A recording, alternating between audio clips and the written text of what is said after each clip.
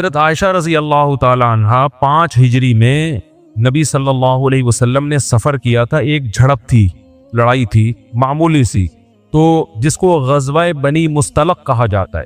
5 ہجری کا واقعہ ہے. تو آپ نے قرآن اندازی کی کہ بھئی جس زوجہ کا نام آئے گا وہ میرے ساتھ سفر میں چلیں. جس آدمی کی زیادہ زوجات ہوں افضل ہے کہ قرآن اندازی کر رہے یا ان کی باریاں لگا دے. تو امی عائشہ کا نام آیا, حضرت عائشہ رضی اللہ تعالی عنہ آپ کے ساتھ سفر میں گئیں.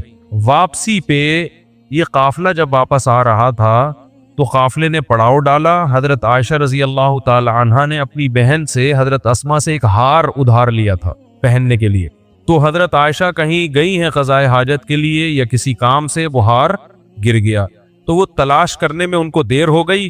تو پہلے اونٹ میں جیسے آج کل ڈولیاں ہوتی ہیں نا, اس طرح کی وہ ہودج ہوا کرتا تھا, اس میں خواتین بیٹھتی تھی پردے والی اور لوگ اسے اٹھا کے جانور پہ رکھ کے چل جاتے. تو حضرت عائشہ رضی اللہ تعالی عنہ کا وزن بہت کم تھا, کم عمر تھی. تو صحابہ نے وہ اٹھا کے رکھا اور وہ سمجھے کہ وہ اسی کے اندر ہے وہ, اور وہ نکل گیا. جب حضرت عائشہ رضی اللہ تعالی عنہ آئیں تو پریشان ہوئی کہ قافلہ تو جا چکا ہے. تو وہیں اس نیت سے آرام کرنے کے لیے لیٹ گئی کہ جب اگلے اس جگہ پہ جب یہ قافلہ پڑاؤ ڈالے گا, ان کو لگے گا کہ وہ نہیں ہے تو یہ واپس مجھے تلاش کرنے کے لیے یہاں آئیں گے. پہلے زمانے میں یہ دستور تھا کہ جب بھی کوئی قافلہ جاتا تھا نا تو پیچھے پیچھے کچھ لوگ آ رہے ہوتے تھے تاکہ اس قافلے سے کوئی چیز اگر رہ گئی ہو تو ہم وہ اٹھا لیں. تو حضرت صفوان ابن معطل رضی اللہ تعالی عنہ پیچھے سے آ رہے تھے. ان کی امی عائشہ کے چہرے پہ نظر پڑی تو وہ فرماتے ہیں کہ جب تک پردے کی آیتیں نازل نہیں ہوئی تھی میں چونکہ حضرت عائشہ کو دیکھ چکا تھا تو اس لیے میں ان کو دیکھ کے پہچان گیا. اس سے بھی پتہ چلتا ہے کہ جب پردے کی آیتیں نازل ہوئی ہیں تو صحابیات نے اپنے چہرے کو بولو بھائی چھپا لیا. یہ خود پردے, چہرے کے پردے کی ایک بہت مضبوط دلیل ہے. دوسری طرف دلائل بھی ہیں. تو خیر, تو انہوں نے زور سے انا للہ و انا الیہ راجعون پڑھا. جیسے ہی پڑھا ہے تو حضرت عائشہ اٹھ گئیں. تو فرماتی ہیں اس وقت سے مدینہ داخل ہونے تک کوئی کلام انہوں نے مجھ سے نہیں کیا. بس وہ بیٹھی ہیں ہودج میں اور حضرت صفوان ابن معطل یہ اونٹ پہ بیٹھی ہیں, حضرت صفوان ابن معطل ان کو لے کے چلے گئے, کوئی بات نہیں. تو جیسے ہی مدینہ میں داخل ہوئے نا تو یہ عبداللہ ابن ابی ابن سلول یہ بہت بڑا منافق تھا. منفی پروپیگنڈے کا اس کو موقع چاہیے, ہر معاشرے میں ہوتے ہیں ایسے لوگ. تو اس نے جب دیکھا کہ امی عائشہ حضرت صفوان کے ساتھ آ رہی حضرت صفوان ابن معطل, تو اس نے معاذ اللہ نقل کفر یہ پروپیگنڈا کرنا شروع کر دیا کہ اللہ معاف فرمائے, بولتے ہوئے بھی ڈر لگتا ہے کہ معاذ اللہ ان کے آپس میں معاذ اللہ نقل کفر, ناجائز تعلقات, زنا کی تہمت لگائی. اور اتنا پروپیگنڈا کیا اس نے, اتنا پروپیگنڈا کیا کہ 3 صحابہ وہ بھی اس کے پروپیگنڈے میں آ گئے. حالانکہ وہ بدر میں شریک ہوئے تھے, مخلص تھے. 2 صحابہ اور 1 صحابیہ. 2 صحابہ تھے, ایک تو حسان ابن ثابت تھے, یہ بڑے مخلص صحابی تھے اور یہ نبی کی شان میں اکثر اشعار پڑھا کرتے تھے. اور دوسرے تھے مصطح ابن اثاثہ, یہ بھی غزوہ بدر میں شریک ہوئے ہیں. اور تیسری خاتون تھی حمنہ بنت جہش. تو اتنا اس نے پروپیگنڈا کیا نا کہ یہ بھی اس میں مبتلا ہو گئے. حالانکہ یہ منافق نہیں تھے, وہ تو کمبخت تھا ہی, منافق مشہور تھا. حضرت عائشہ رضی اللہ تعالیٰ عنہ سفر سے واپسی پہ بیمار تھی, تھکاوٹ تھی, گھر سے نہیں نکلی. تو ایک دن وہ حضرت مصطح جو تھے نا, جو اس تہمت میں شریک تھے, ان کی والدہ کے ساتھ فرماتی ہیں کہ میں کہیں رات کو قضائے حاجت کے لیے دور گئی. تو جا رہی تھی تو کہیں پاؤں لگا ہوگا, کہیں ٹھوکر. تو حضرت مصطح کی جو والدہ تھی انہوں نے اپنے بیٹے کے لیے بد دعا کی کہ وہ ہلاک ہو جائے. یہ فرماتی ہیں کہ میں نے کہا کہ وہ بدری صحابی ہیں, کیوں ان کے لیے بد دعا کر رہی ہو؟ تو انہوں نے کہا کہ تمہیں پتہ نہیں ہے تمہارے بارے میں کیا مشہور کر دیا ہے. امی عائشہ کو اس وقت تک پتہ نہیں تھا. تو جب انہوں کو بتایا تو حضرت عائشہ رضی اللہ تعالی عنہا بہت زیادہ روئیں اور بیمار ہو گئیں گھر کے اندر. اور نبی صلی اللہ علیہ وسلم کو بھی اطلاع ملی کہ مدینہ میں اس قسم کی خبریں مشہور ہو گئیں. تو آپ صلی اللہ علیہ وسلم بھی بہت زیادہ غمزدہ. تو میں بہت مختصر کر کے یہ واقعہ سنا رہا ہوں. تو جب نبی صلی اللہ علیہ وسلم حضرت عائشہ کے والدین کے گھر گئے, ان سے جا کے آپ نے بات کی کہ عائشہ, یعنی آپ بہت پریشان تھے, لیکن آپ نے خود اپنی زوجہ کی بشارت بیان نہیں کی کیونکہ آپ اس میں نیوٹرل رہنا چاہتے تھے. آپ نے حضرت عائشہ سے پوچھا کہ بتاؤ اصل معاملہ کیا ہے. تو حضرت عائشہ فرماتی ہیں کہ میں نے کہا کہ اگر میں یہ کہوں گی کہ میں بے گناہ ہوں تو لوگ میری بات پہ یقین نہیں کریں گے, اور اگر میں یہ کہوں گی کہ میں مجرم ہوں تو فوراً لوگ کیا کر لیں گے, یقین کر لیں گے. تو میں اس موقع پہ وہی کہوں گی جو یعقوب علیہ السلام نے اپنے بیٹے کے گم ہونے پر کہا تھا، فَصَبْرٌ جمیل، میرے پاس صبر کے علاوہ کوئی راستہ نہیں ہے۔ آپ صلی اللہ علیہ وسلم کو بہت تکلیف ہوئی اور آپ نے فرمایا کہ اس شخص نے، یعنی عبداللہ بن ابی کے بارے میں، کہ مجھے میری زوجہ کے بارے میں بہت شدید تکلیف کی ہے، بہت شدید تکلیف دی ہے۔ تو حضرت عائشہ فرماتی ہیں کہ مجھے یقین تھا کہ اللہ نبی کو میری براءت بیان کرے گا۔ اچھا، اس میں پھر یہ تفتیش جب شروع کی گئی ہے تو سب سے پہلے سوکنوں سے پوچھا جاتا ہے نا، کیونکہ سوکنے تو سوکن کے بارے میں اکثر منفی سوچ۔ تو جب امہات المومنین سے پوچھا گیا تو انہوں نے سختی سے انکار کیا، انہوں نے کہا کہ ہم نے عائشہ میں ایسی کوئی چیز نہیں پائی، سوکن ہونے کے باوجود انہوں نے گواہی دی۔ حضرت عائشہ کی خادمہ سے پوچھا گیا، انہوں نے کہا وہ تو اتنی غافل ہیں، لاؤبالی پن جو ہوتا ہے نا گھر میں، جو یعنی ایک بچپنا جو ہوتا ہے کہ بکری گھر میں گھس کے آٹا کھا کے چلی جاتی ہے اور ان کو پتا نہیں چلتا، ان کو ان چیزوں سے کیا دلچسپی۔ تو آپ صلی اللہ علیہ وسلم، بہت سارے صحابہ نے، حضرت عمر جو تھے، حضرت عمر سے جب پوچھا گیا یہ کیا معاملہ ہے تو فوراً بول پڑے سبحانک ھذا بہتان عظیم، کہنے لگے سبحان اللہ، یہ تو بہت بڑا بہتان ہے۔ بہتان کہتے ہیں جو بالکل واضح جھوٹ ہوتا ہے نا، بہت بڑا، تو بہت بڑا جھوٹ ہے، اس میں تفتیش کی کیا ضرورت ہے، یہ ہو ہی نہیں سکتا۔ تو نبی صلی اللہ علیہ وسلم جب بہت پریشان ہوئے، حضرت عائشہ کی بھی صبر کی انتہا ہو گئی، تو شدید سردی کا موسم تھا، آپ صلی اللہ علیہ وسلم کو شدید سردی میں پسینہ آنا شروع ہو گیا۔ صحابہ کرام سمجھ گئے کہ آپ پر وحی نازل ہو رہی۔ صحابہ تو وحی پہ یقین کرتے تھے نا، یہ اللہ کا، کیونکہ ایسی کیفیت ہو جاتی تھی۔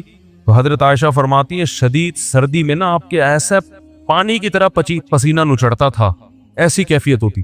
تو آپ صلی اللہ علیہ وسلم امی عائشہ کے گھر میں، اور آپ پر وحی آنا شروع، اور پورا رکوع 11 آیتیں نازل ہوئی جس میں اللہ نے حضرت عائشہ رضی اللہ تعالی عنہ کی پاک دامنی کو بیان کی۔ تو جیسے ہی آپ نارمل کنڈیشن میں آئے ہیں، آپ صلی اللہ علیہ وسلم نے حضرت عائشہ کو خوشخبری سنائی کہ اللہ نے تمہاری پاک دامنی کو اللہ نے بیان کر دیا۔ تو حضرت عائشہ کی والدہ کھڑی ہوئیں، انہوں نے فوراً فرمایا کہ اپنے شوہر کا شکریہ ادا کرو۔ امی عائشہ نے فرمایا نہیں، صحیح ہے، کیا فرمایا؟ فرمایا یہ پاک دامنی نبی نے بیان نہیں کی ہے، یہ کس نے بیان کی ہے؟ تو اللہ نے بیان، تو میں اللہ کا شکر ادا کروں گی۔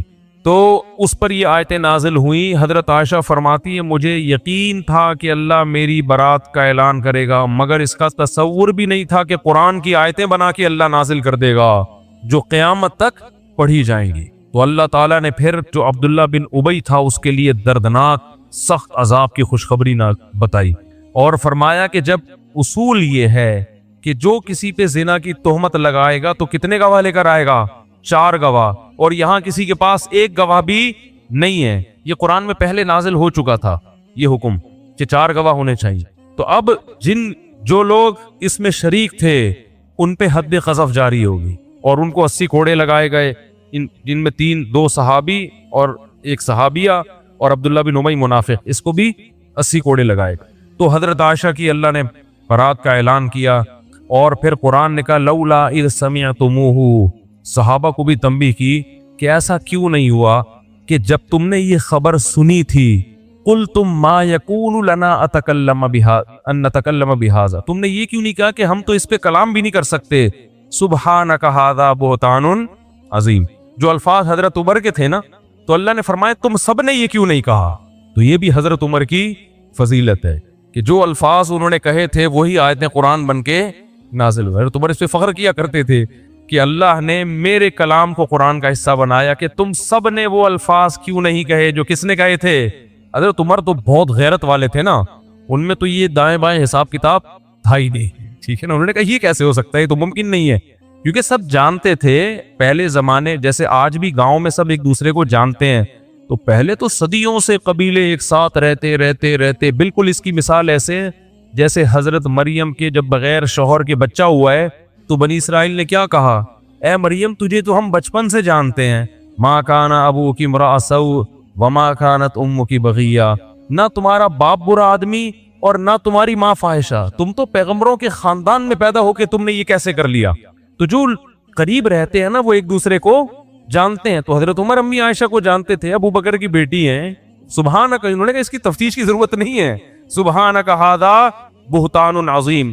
پھر اللہ نے فرمایا یعظکم اللہ ان تعودوا لمثلہ ابدا، اللہ تمہیں نصیحت کر رہا ہے اس کے بعد ایسی حرکت کبھی نہیں کرنا۔ اور قرآن نے کہا ان الذین یرمون المحصنات الغافلات المؤمنات، جو لوگ تہمت لگاتے ہیں پاک دامن عورتوں کو، الغافلات جو بھولی بھالی سیدھی سادی ہیں، جن کو ان فحاشیوں کا پتہ نہیں ہے، المؤمنات پھر مومن بھی ہیں، لہم عذاب عظیم ان کے لیے بہت بڑا عذاب ہے۔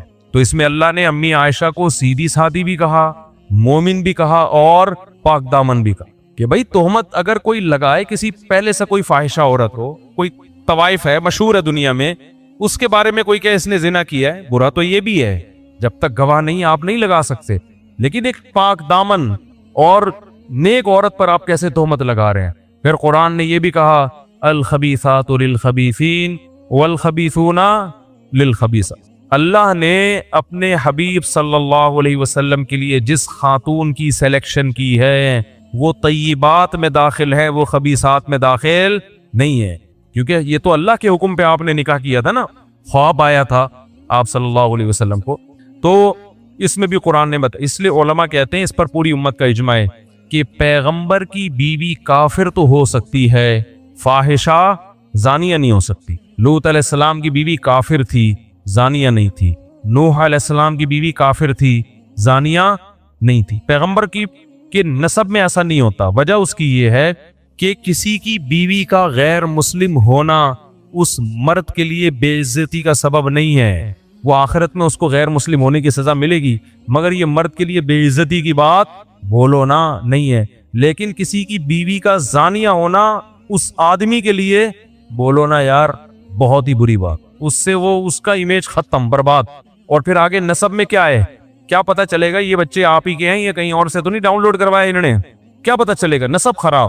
حدیث میں آتا ہے وَلِدْتُ مِن نِكَاحٍ لَا مِن صِفَا، آدم سے لے کے آج تک میرے جتنی ہماری نسل پیدا ہوئی نکاح کے ذریعے ہوئی ہے، اس میں زنا نہیں ہوا۔ تو پیغمبروں کے لوط علیہ السلام کی جو بیوی تھی وہ زانیہ نہیں تھی، وہ لڑکوں کو، وہ جو ہے نا وہ لوگوں کو فتح بتاتی تھی لڑکوں کے بارے میں، خود زنا نہیں کیا اس نے کبھی۔ تو پیغمبر کی بیویوں کو اللہ اس برائی سے بچاتے ہیں، اور خود اس سے ہمیں یہ بھی پتہ چلتا ہے کہ دیکھو آپ کی جو بیوی ہے نا عمل میں کوئی کمزور ہو، یہ چیز قابل برداشت ہے، کردار کی اگر گڑبڑ ہے تو یہ غیرت مند آدمی کے لیے قابل برداشت۔ ابے بولنے میں گورنمنٹ نے پابندی لگائی ہے، اس میں کیا شرمانا؟ دیکھو کوئی کہے کہ دیکھو اس کی بیوی عیسائی ہے، آپ نے کہیں اہل کتاب سے شادی کر لی، لوگ کہیں گے بھئی اس نے گوری سے شادی کی ہے، اس کی بیوی کیا ہے؟ عیسائی ہے۔ تو تھوڑا سا ہوتا ہے یار، مسلمان سے کرتے تو زیادہ اچھا، لیکن کوئی کہہ رہا ہے اس کی بیوی مسلمان ہے، لیکن تعلقات اس کے بہت وسیع ہیں، اس کے تعلقات بہت وسیع، لیکن ہے کلمہ توحید پرست۔ تو اگرچہ کفر بڑا جرم ہے لیکن آخرت کے لحاظ سے، سمجھ رہے ہو، لیکن دنیا میں ذلت ذلیل ہونے کے لحاظ سے دنیا میں فحاشی یہ زیادہ بڑا جرم ہے ذلت کے لحاظ سے دیکھا ہی۔ تو اس لیے پاک دامن عورتوں سے شادی کیا کرو بھی۔ وہی ابھی کیا پھر میں کس سے سناؤں آپ کو، وہ ایک آدمی کی شادی ہوئی نا تو بیوی سے کہتا ہے آج سے تم میری کائنات، تم ہی میری مسرت، تم ہی میری فرحت۔ وہ تو بیچارہ ڈائلاگ بول رہا تھا، فرحت یعنی خوشی، مسرت بھی خوشی اور کائنات بھی، وہ سمجھی اپنی گرل فرینڈ کا نام بتا رہا ہے، کہتا ہے آج سے تم میری کائنات، میری فرحت بھی تم، میری مسرت بھی تم۔ کہتی ٹھیک ہے، ستار بھی پھر آج سے تم ہی ہو، غفار بھی تم اور وسیم بھی تم ہی۔ جب تم نے فرحت، مسرت اور کائنات سے تعلق ختم کر دیا تو اب میرا بھی وسیم سے کوئی تعلق نہیں رہے گا، میں بھی اس کے نمبر ڈیلیٹ کر رہی ہوں۔ اب بتاؤ آگے زندگی چلے گی؟ تو کردار کا ایک نمبر ہونا عورت میں یہ بہت بڑی خوبی ہے کہ اپنے شوہر سے وفا کرتی ہے۔ حضرت حکیم الامہ مولانا اشرف علی تھانوی رحمہ اللہ تعالی ہندوستان یعنی بر صغیر کے بارے میں فرمایا کرتے تھے، فرمایا بر صغیر کی اس وقت تو بہت تھا، یہ بر صغیر کی عورت میں ایک خوبی ایسی ہے کہ اس خوبی کی وجہ سے اس کی ہر خامی برداشت کی جائے گی کہ یہ اپنے شوہروں سے وفادار ہوتی ہے۔ یورپ میں آپ شادی کرو نا بھائی، کچھ پتہ نہیں ہوتا کہ یہ جو منہ سے کہہ رہی ہو صرف تم، ہمارے ہاں بھی رکشے کے پیچھے لکھا ہوتا ہے صرف تم، تو یہ سچی مچی کا لکھا ہے یا ویسے ہی بیوقوف بنانے کے لیے لکھا؟ تو वफा बहुत बड़ी नेमत है, बहुत बड़ी दौलत है। तो अल्लाह ने अम्मी आयशा रजी अल्लाह ताला अन्हा की बरात को नाजिल किया और इस वाक़े में बहुत सारे असबाक हैं। एक सबक हमें ये मिलता है, भाई नेक और पाक दामन लोगों पर भी तोहमतें लग सकती, और हर एक की पाक दामनी अल्लाह आसमान से नहीं उतारता। तो जेलिसी हसद जहां भी होगा ना, मुनाफिक को तो हसद होता था ना कि ये तो तरक्की करते चले जा रहे हैं, तो कोई मौका हाथ से जाने नहीं देते। हजरत मरियम भी कितनी पाक दामन ने, तोहमत उन पे भी लगी, हालांकि हजरत ईसा माँ की गोद में गवाही दे रहे हैं कि मेरी माँ पाक दामन है। मोजज़े अल्लाह ने कितनी अल्लाह ने बयान किया ना उनकी पाक दामनी को, मगर यहूदी आज भी हजरत मरियम जैसी पाक दामन को माज अल्लाह फाहिशा कहते हैं। तो दुनिया में बुरे इल्जाम लगते भी हैं और पनपते भी हैं, चल भी जाते हैं वो। अम्मी आयशा की पाक दामनी अल्लाह ने आसमान से नाजिल की, ये बताने के लिए वतहसबूनहु हय्यिनन वहुव इंदल्लाहिल अज़ीम वहुव इंदल्लाहि अज़ीम, फरमाया तुम इस मामले को हल्का समझो, लेकिन अल्लाह की नज़र में पैगंबर की ज़ौजा का मामला बहुत बड़ा है। तो इस वाक़े से अल्लाह ने अम्मी आयशा की फजीलत को भी बयान कर दिया कि जो मकाम अल्लाह की नज़र में हजरत मरियम का है, इस मामले में वही मकाम अल्लाह की नज़र में किसका है, हजरत आयशा। उन पे तोहमत अल्लाह ने बर्दाश्त नहीं की, कुरान में बयान की। अम्मी आयशा की पर जो तोहमत लगी वो भी अल्लाह ने कुरान में बयान की है। लेकिन जैसे हजरत मरियम को फाहिशा कहने वाले आज भी मौजूद, माज़ अल्लाह नक़्ल कुफ्र, अम्मी आयशा को बुरा भला कहने वाले, फाहिशा कहने वाले भी आज मौजूद हैं। जैसे वो काफिर हैं, ये भी काफिर। जो अम्मी आयशा पे तोहमत लगाता है ना, इस्लाम की नज़र में वो क्या है, क्योंकि कुरान ने उनकी पाक दामनी को बयान कर दिया, वाज़े लफ्ज़ों में बयान कर दिया कुरान ने। तो ये भी हमें इससे सबक मिलता है। और ये भी सबक मिलता है कि औरत की जो सिफत अल्लाह ने बयान की, अल-गाफिलात, फहाशी की चीज़ों का उसको पता ना। बाप के घर से निकल के कहाँ जाए, शौहर के घर में। आजकल ऐसा नहीं हो रहा, अब्बा के घर से निकल के 15-20 साल मुख्तलिफ तजर्बे करते, सबकी बात नहीं भाई, दो चार ही ऐसी है होती है, लेकिन ये हमेशा पल्ले बांध लो। बातें लिए सवालात का कभी जवाब ना दो, बल्कि उससे उल्टा सवालात करना शुरू कर दो। मैं समझा पा रहा हूँ अपनी बात? जब तक कोई बातिल फिरके का आदमी आए आपसे सवालात पूछे उल्टे उल्टे, ये जवाब मत दो, आप उससे उल्टा सवाल पूछना। एक दफा कोई शख्स मेरे पास आया, कहता है ईसाई ये कहते हैं कि नबी सल्लल्लाहु अलैहि वसल्लम ने इतनी कम उम्र लड़की से माज़अल्लाह शादी, तो जो इसको तो बुरा कहते हैं ना, वो हजरत आयशा की उम्र 9 साल थी और ये था वो था, बड़े बड़े एतराज़ात कर रहे हैं, क्या जवाब है? हालांकि इसके बहुत माकूल जवाबात है। मैंने कहा उनसे बोलो कि फर्ज कर लो इस्लाम बुरा है, फर्ज कर इस्लाम गलत मजहब है, क्या करें, अब छोड़ दें इस्लाम? सही क्या है वो बता दो, हम उधर चले जाएं, क्या प्यार? वो कहेगा हाँ इस्लाम गलत है, ईसाइयत में आ जाओ। तो आप कहेंगे इस्लाम पे एक इतराज़ हो रहा है तो ईसाइयत में 100 इतराज़ात हो रहे, मेरे इतराज़ात का जवाब दे दो तो मैं क्या कर लूँगा, इस्लाम छोड़ दूंगा। भाई देखो इसकी मिसाल ऐसे है, आप रोटी खा रहे हो, डॉक्टर ने कहा ये रोटी सेहत के लिए नुकसानदेह है, आपने कहा ठीक है बताओ फिर क्या खाऊं? क्या कुछ भी नहीं खाओ। आप बोलो भाई ये तो मर जाऊंगा। रोटी खाने से अगर नुकसानात भी इतने नहीं है जितने भूखा रहने से, भूखा ही रहूं मैं, तो या तो मुझे कोई ऑल्टरनेट दे कि रोटी से अच्छा हो, पराठा बता दे, चने चाट बता दे, गोश्त बता दे, भाई अंडे बता दे, कोई ऑल्टरनेट तो दे नहीं रहा। तू जो ऑल्टरनेट दे रहा है वो इतना है कि अगर रोटी में शुगर बढ़ती है तो जो तू ऑल्टरनेट बता रहा है क्या वो चर्स है, चर्स खाओ, उस पर तो 10 एतराज़ात होते हैं, क्या ख्याल है? तो रोटी छुड़वा के तू हमें जो चीज से ला रहा है वो हीरोइन है, वो चर्स है, तो रोटी छोड़ोगे फिर? तो जब भी कोई आप पे एतराज किया करे ना कि आपका फिरका सही नहीं है या आपका मजहब सही नहीं है, उसके एतराजात के जवाब देने के बजाय उल्टा उससे सवाल पूछना। जैसे ईसाई ने क्या किया, वो कह रहे इस्लाम पे ये एतराज है, ये एतराज है। मैंने उस बंदे को कहा, मैंने कहा उसको बोलो चलो फर्ज कर लो इस्लाम गलत हो गया ना ये एतराजात, तो मैं क्या करूँ? वो फौरन कहेगा ईसाइयत पे आओ। उसके इस्लाम पे अगर 10 एतराज होते हैं तो ईसाइयत पे कितने होते हैं? 100 होती। मुरीद का जवाब पहला जवाब को ये चाहिए कि खुदा एक भी है, तीन भी है। ये बात कुबरी शरीफ में नबी सल्लल्लाहु अलैहि वसल्लम ने 50 साल की उम्र में 9 साल की लड़की से निकाह किया। 9 साल में मेडिकल साइंस कहती है कि लड़की बालिग हो सकती है। और फिर आप समझ रहे हो कि हजरत आयशा पे जुल्म हुआ, लेकिन हजरत आयशा समझ रही है कि मुझ पे जुल्म नहीं हुआ। आप कह सकते उस वक्त वो बच्ची थी, उनको पता नहीं था, लेकिन बाद में तो बड़ी हो गई ना, फिर भी फखर करती थी, मौत तक फखर करती रही। और नबी के साथ नबी ने इजाजत थी कि भाई फकरो फाका है तो तुम चाहो तो मुझसे तलाक ले सकती हो। उन्होंने कहा आपके बारे में मैं तलाक का मशवरा भी नहीं मांगूंगी किसी से, वो खुश हैं, उनको कोई एतराज नहीं है, तुम्हें एतराज हो रहा है। हम तो इसको नबी का मोजज़ा समझते हैं کہ 50 سال کی عمر میں ایک 9 سال کی لڑکی سے ایسا نباہ کیا ہے کہ ایج ڈفرنس کے باوجود ان کے مینٹل لیول پہ آ کے ان کے ساتھ نباہ کیا. یہ تو پیغمبر کے صاحب کمال ہونے کی دلیل ہے. پیغمبر آج کوئی کر کے دکھائیے 4 دن میں لڑکی طلاق لے کے بھاگ جائے گی, جبکہ غربت کا یہ عالم ہو کہ گھر میں 40 دن روٹی نہیں مل رہی. بتاؤ آپ کی بیگم کو اگر گھر میں 40 دن چولہا ہی نہ جلے, اور آپ ہینڈسم اسمارٹ ہو, 24 سال کے جم سے ابھی تازہ مسٹر سن بن کے آئے ہو, آپ اتنی زبردست پرسنالٹی, آپ 26 سال کے بیگم 25 سال کی, ایک دم جوڑ کا رشتہ. 40 دن دور کی بات, 3 دن اگر آٹا نہیں ملے گا نا, کھانا نہیں ملے گا, بیگم مارکیٹ سے کیا ہو جائے گی, شارٹ, بولے گی اپنے ڈولے شولے اپنے پاس رکھ. کیوں؟ آپ کی شخصیت اس کو اتنی متاثر نہیں کر رہی ہے کہ اس غربت پہ بھی آپ کے ساتھ گزارا کرے. ہمارے نبی 50 سال کے, امی عائشہ 9 سال کی, لیکن آپ کی پرسنالٹی نے امی عائشہ کو ایسا متاثر کیا کہ رسول اللہ صلی اللہ علیہ وسلم نے آپ کو طلاق کا اختیار دیا. قرآن کہتا ہے کہ میں اس غربت میں ہی گزارا کروں گا, میرے گھر میں 40 دن چولہا نہیں جلے گا, کھجور پانی پہ گزارا کرنا پڑے گا. تو عائشہ تمہیں طلاق چاہیے تو لے لو, اور جلد بازی مت کرو, میں نے جو تمہیں آپشن دیا ہے تھوڑا مشورہ کر لو. امی عائشہ نے فرمایا افی کا اشاور, کیسی باتیں کر رہے ہیں, پیغمبر کے بارے میں, آپ کے بارے میں مشورہ کرو کہ رہنا کہ نہیں رہنا. بھائی جیسی غربت ہو آپ کے بارے میں تو مشورہ بھی نہیں میں کر سکتی کسی سے, رہنا ہی رہنا ہے آپ کے ساتھ. اس پہ غیر مسلم کو اعتراض ہو رہا ہے کہ یہ بے جوڑے کی شادی ہوئی ہے, تو ہم یہی جواب دیں گے بھائی اگر تمہیں اس اعتراض کا جواب نہیں آ رہا, ہم کریں کیا؟ اسلام کو چھوڑ دیں, تو کوئی اسلام جیسا دوسرا مذہب بتاؤ تو صحیح ہے. ہمیں تو تم اسلام چھڑوا کے اگر عیسائیت پہ لے کے آتے ہو تو عیسائیت کی تو بیس نہیں, بہت ساری چیزیں ہیں بھائی.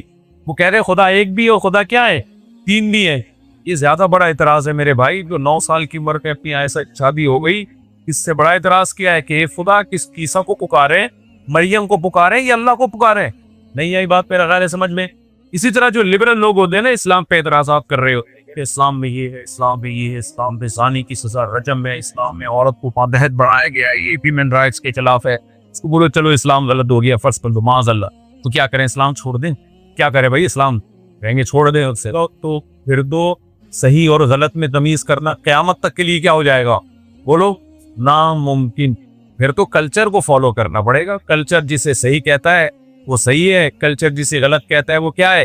ہمارے جاننے والے تھے بڑے لیبل کے ساتھ, صبح شام مولاناؤں کو برا کہنا, مولوی ایسے ہر ورنہ باز ہو جاتا ہے, اللہ معاف.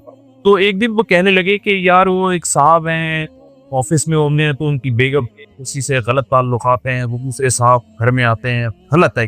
میں نے کہا کیوں غلط ہے بھائی, اس میں کیا خراب؟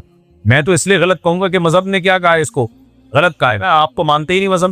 میں نے کہا کیوں غلط ہے؟ دیکھیے ایکچولی ایک سوسائٹی میں غلط ہے کہ ایکچولی کیا ہونی چاہیے, تو پھر یہ بہت مار رہے ہو.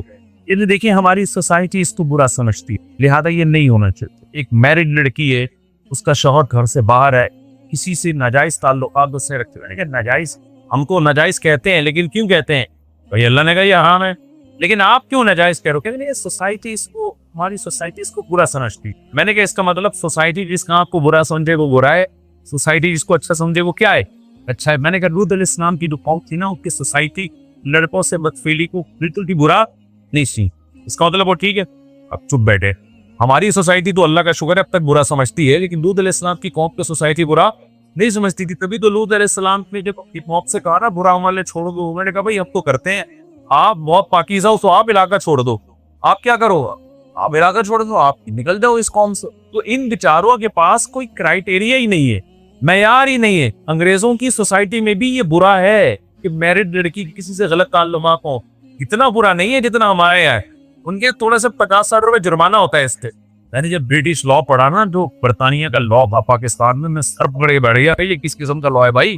اس میں یہ ہے کہ اگر کوئی شادی شدہ عورت کسی مرد کے ساتھ زنا کرتی ہے تو اس مرد پہ جرمانہ آئے گا, شوہر کو دے گا. بتاؤ یار, یہ کوئی جرمانہ دے گا وہ, اور وہ جرمانہ لے لے گا. اب بتاؤ یہ عجیب بات ہے یا نہیں ہے؟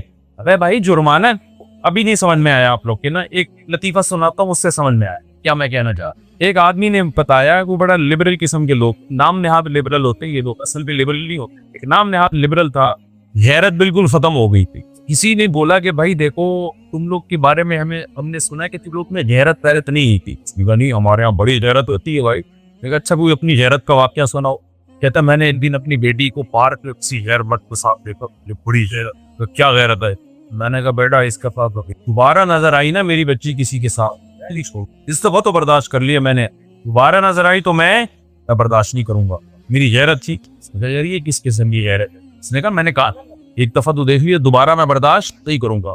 کہہ رہے پھر میں نے دوبارہ دیکھا اس کو، اب یہ جوش میں آ گیا، اس نے کہا یار پھر تم نے کیا کیا؟ میں نے کہا بیٹا اس دفعہ تو دیکھ لیا میں، دوبارہ میں اس دفعہ برداشت کر رہا ہوں، تیسری دفعہ اگر کسی غیر مرد کے ساتھ نظر آئی نا میں برداشت نہیں کی۔ کہہ رہے ہوتے ہوتے دل میں نے اپنے گھر پہ دیکھا، صوفے پہ دونوں بیٹھے تھے قابل اعتراض حالت میں، تو کہہ رہے پھر تو تیرے بھائی کو غصہ آیا، اب اس نے کہا کہ اب کو اللہ خیر کرے گا، سر کو یہ کیا کرے گا یہ؟ کہہ رہے میں نے وہ صوفہ ہی گھر سے نکال دیا، غیرت میں اور غصے میں نے کیا کیا؟ صوفہ ہی گھر سے آئندہ نہیں بیٹھنے دوں گا یہاں۔ آپ تو اس واقعے پہ ہنس رہے ہو، لیکن اس سے اتنا تو پتہ چلتا ہے کہ بعض لوگوں کا غیرت کا معیار یہ بھی ہوتا ہے۔ تو جو لوگ مذہب کو نہیں مانتے ان کی غیرت کا معیار کیا ہے کہ اگر خدا نخواستہ کسی عورت نے میرڈ نے کسی غیر مرد سے تعلق قائم کر لیا تو قانون کیا ہے؟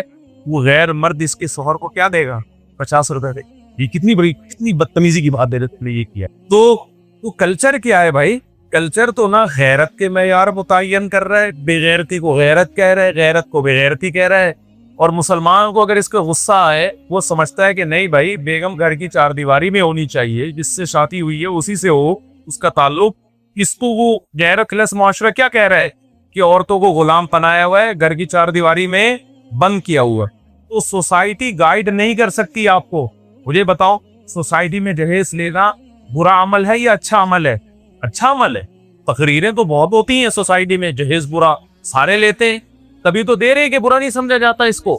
تو اگر کوئی لبرل آدمی اسلام پہ اعتراض کرتا ہے کہ اسلام میں یہ سختی، اسلام میں یہ سختی، آپ اس کے اعتراضات کا جواب نہ دیں، آپ بولے پھر میں اسلام چھوڑ دوں، تو پھر بھائی ہمیں تو اندھیرا ہے، آگے اندھیرا ہی اندھیرا۔ ہمیں تو ایک چیز کے بارے میں ہم یہ نہیں فیصلہ کر سکتے کہ یہ اچھی ہے یا بری ہے، ہمیں پاس تو معیار ہی ختم ہو جائے گا۔ میں سمجھا پا رہا ہوں اپنی بات یا نہیں سمجھ میں آ رہی آپ لوگوں کے؟ تو میرے بھائی میرے اور آپ کے پاس نا اسلام کے علاوہ کوئی آپشن زندگی گزارنے کے لیے ہے ہی نہیں، ورنہ انسان میں اور درندوں میں فرق ختم ہو جائے گا، پتہ ہی نہیں چلے گا یہ انسان کا بچہ ہے بھی یا نہیں ہے۔ ہر چیز میں عقل استعمال کرنی پڑے گی، کبھی سوسائٹی کو اپنا باپ بناؤ گے، کبھی کلچر کو اپنا باپ بناؤ گے، کبھی بھی سیدھے راستے پہ نہیں چل سکتے۔ تو اسلام کے علاوہ میرے اور آپ کے پاس کوئی آپشن نہیں ہے۔ اگر اسلام کی کوئی بات سمجھ میں نہیں آ رہی، اسلام کو غلط قرار دینے کے بجائے یہ آسان ہے کہ آپ بولو بھائی میں عقل کل نہیں، ساری چیزیں میری سمجھ میں آنا ضروری نہیں ہے۔ دنیا میں سب سے بڑا بے وقوف وہ ہے جو ہر چیز میں اپنے آپ کو عقل کل سمجھے۔ ایک ملفوظ یاد کر لو، جس کو سب پتا ہے نا اس کا مطلب اس کو بھی پتا نہیں۔ پاکستان میں ہر شخص ہر فیلڈ میں اسپیشلسٹ ہے۔ ہر شخص کیا ہے؟ ہر فیلڈ میں کیا ہے؟ اس کا مطلب یہ کسی بھی چیز میں جو اسپیشلسٹ ہوتا ہے نا وہ اپنی فیلڈ میں ماہر ہوتا ہے، دوسرے کی فیلڈ میں وہ خاموشی اختیار کرتا ہے۔ لیکن آپ یوٹیوب پہ دیکھ لیں، بعض ایسے ہیں کہ ان سے کچھ بھی پوچھا جائے ہر بات کا ان کے پاس جواب۔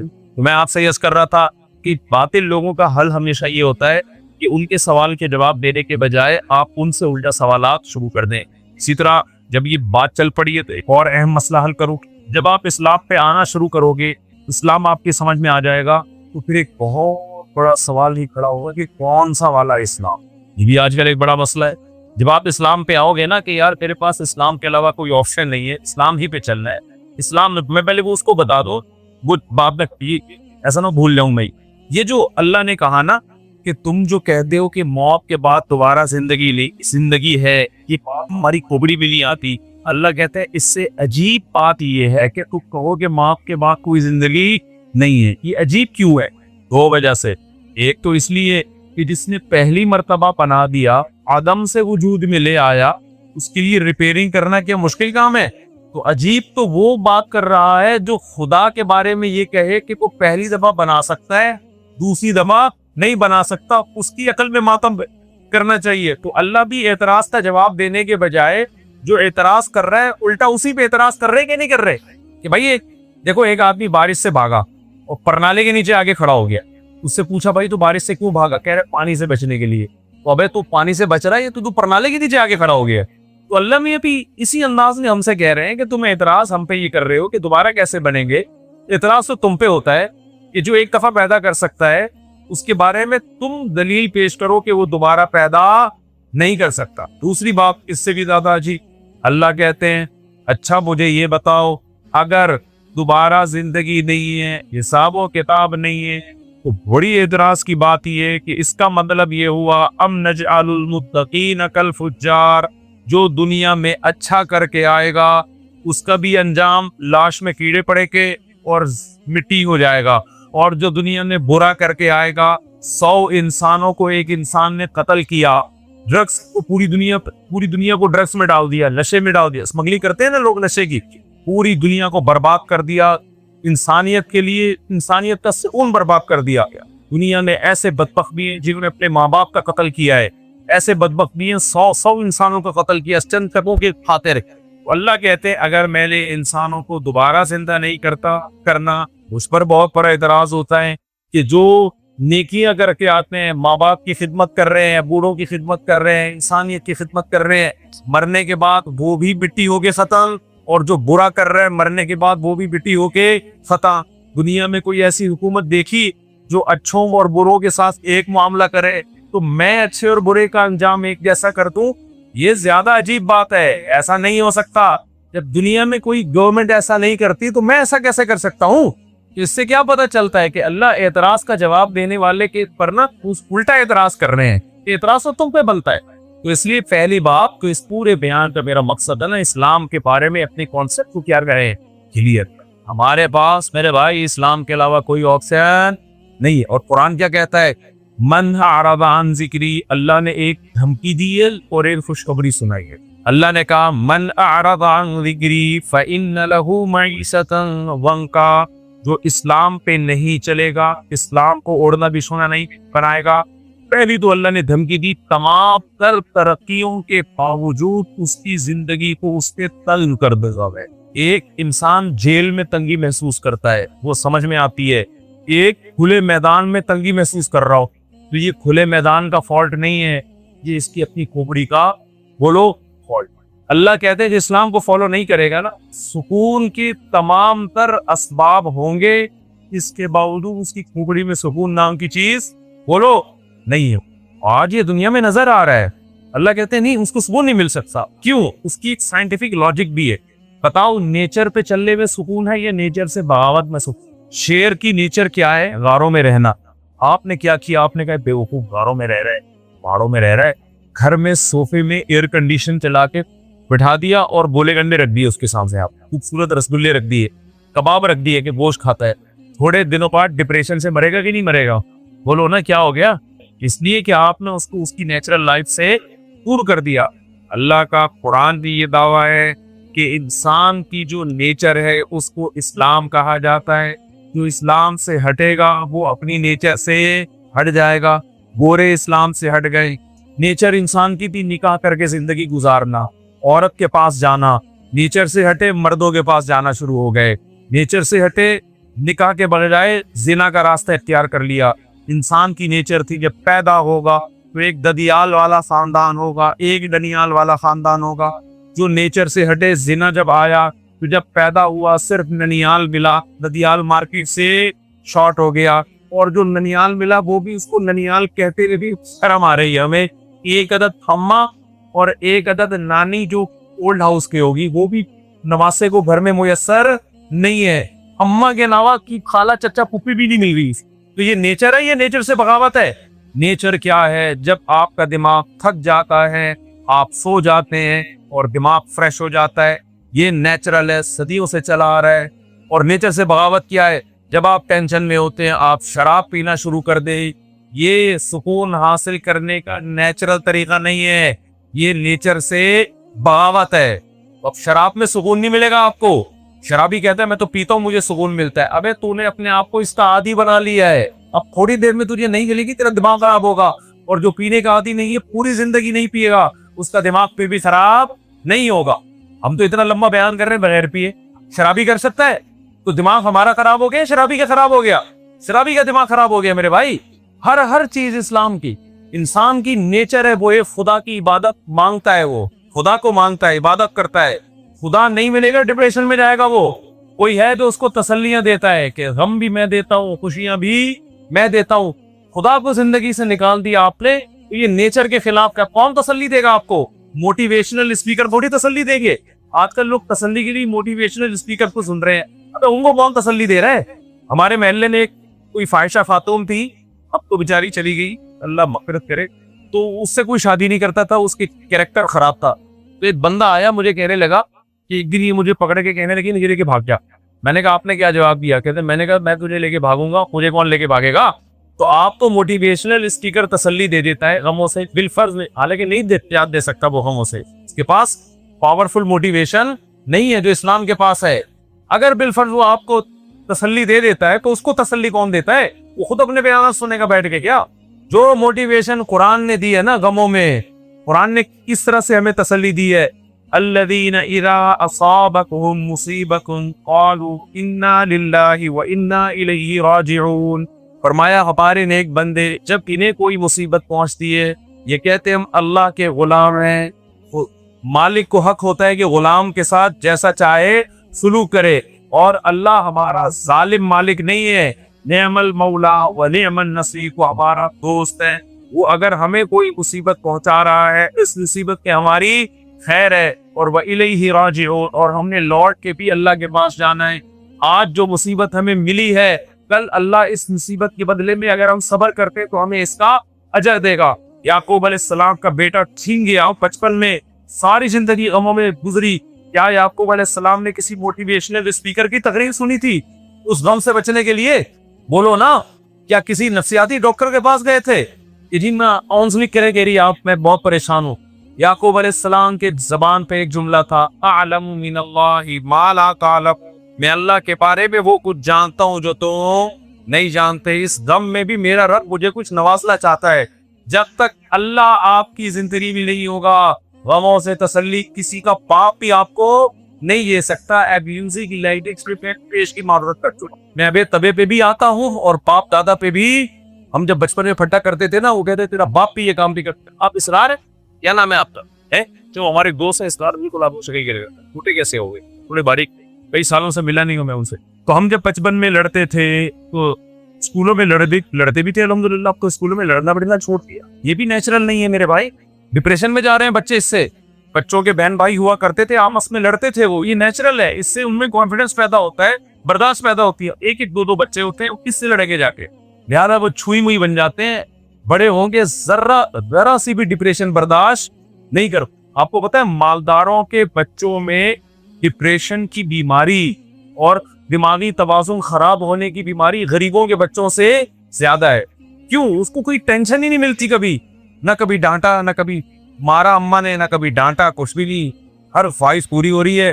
بچے کی اوپر کی سیٹنگ کیا ہو جاتی ہے؟ غریب کا بچہ بات پہ ماں سے چپیٹ کھاتا ہے. غریب کے بچے کو روٹی کھلانی نہیں پڑتی، پچانی پڑتی ہے. اور مالدار کے بچے کے لیے مائیں پہلے دو رکعتیں پڑھ کے منت مانگتی ہے، اللہ اس کو روٹی کھانے کی توفیق عطا فرما دے. اس کے بعد جا کے بڑی مشکل سے کھاتا ہے. تو نیچرل لائف سے دور ہو رہا ہے انسان.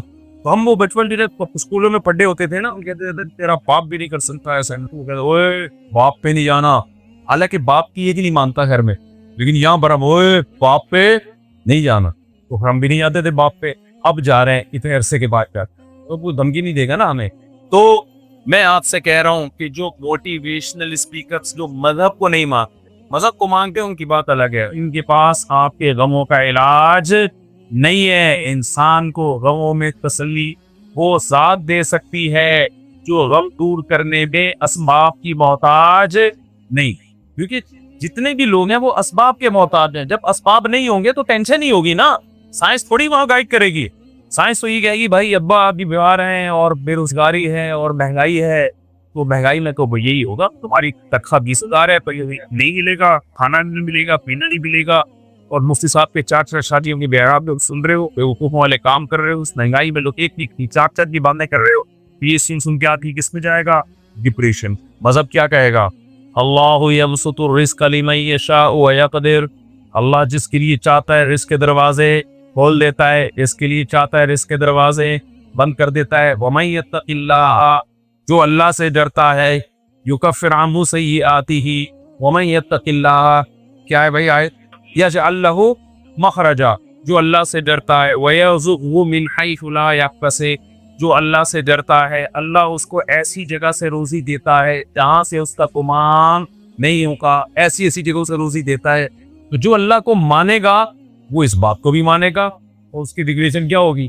ختم، اور نظر بھی آنے گا واقعی ایسی جگہ سے روزی مل رہی ہے جہاں سے رزق کا تصور بھی ممکن نہیں۔ مجھے نہیں مانے گا، سارے اسباب ہوتے ہوئے بھی اس کی زندگی کیا کر دوں گا؟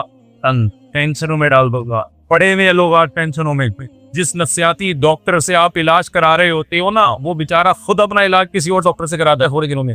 سارے ڈاکٹر ایک ایسے نہیں ہوتے کہ آپ سارے ڈاکٹر بدگمان ہو جائے، نہیں ہے، کوئی معقول حل کسی کے پاس نہیں ہے۔